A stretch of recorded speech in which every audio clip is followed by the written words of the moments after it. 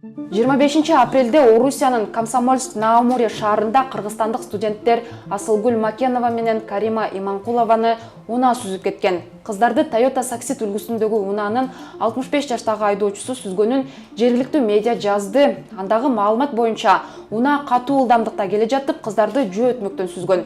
Учурда айдоочу кармалдыбы жокпу, Орус полициясы бул боюнча маалымат берген жок. Бир гана Комсомольск прокуратурасы бул боюнча текшерүү баштаганы айтылат. Учурда кыздардын абалы оор. Карима эми гана өзүнө келсе, Асылгүл 4 күндөн бери реанимацияда. Асылгүлдүн эжеси сиңдисин унаа коюп кеткенин 27 апрелде уккан. Дем алыш күнү, воскресенье күнү уктук. Эртең менен ошол жанында жаткан кыз реанимациядан эсине келгенде врачтар телефонун берип, жанындагы жакындарыңарга чалгыла дептир. Ал апасына чалыптыр. Апасы менен таанышпыз да, биз чогуу кетирип аткандан кийинчи кыздарды. Апасы келип айтты, ушундай экен, экөө тең реанимацияда экен деп. Андан кийин врачтын номерин таап, врачка чалдык. Мен сиңдимдики Асылгүлдүкү боорунан операция болду деди, башынан операция болду деди. Андан башка да көрөбүз деп койду, убакыт керек деп эле ошентип.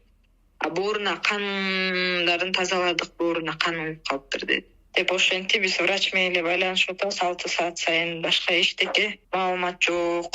Мен келбей тургула реанимацияга баары бир киргизбейбиз дейт, бирок мен 4-түндө учуп кеткен атам мен.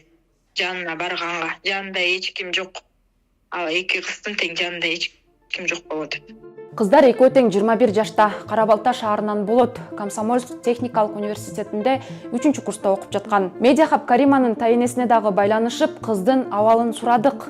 Мага чалды, менен анткени бир күн кеч эмеден номерда связьта жок болуп атты да, анан эртең менен саат бизди 7:05 мүнөт өткөндө чалды. Мамасына андан мурун жазыптыр, мама, мы попали аварияга депчи, мы лежим реанимацияга дептир. Анан врачы сүйлөптүр кызымачы, мамасына. Мен анын тайнеси болом да. Анан сүйлөшүп эле, мама ушинтип авария болгон турбайбы эле, анан ысычуу болуп калдык, ошо машина коюп кетиптир, анан булар бир сутка жатышыптыр, өзүнө келбей, анан келгенден кийин анан чалып айтып атты.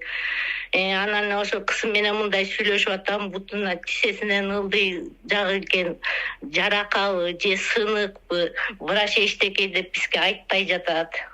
Бир номерларды берет, чалсам албайт. Жакын жери болсо жүгүрүп барат элем, же жете албайм, эмне кыларымды билбей отурам.